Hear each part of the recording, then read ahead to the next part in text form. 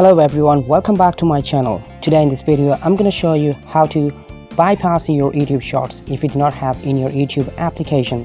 Here on the screen you can see there is no YouTube Shorts for me. So first of all, download any VPN and connect to American server or any European server. It's better to choose United States of America. After connecting to the server, United States, go and close the YouTube application and reload it. There you can see the Shorts beta. Now choose a file from your gallery for 15 seconds and then upload it. Give the title and just go for the upload.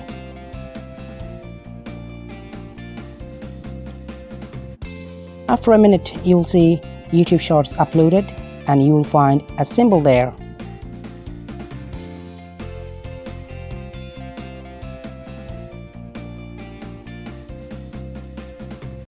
Then go to monetize and just turn it on.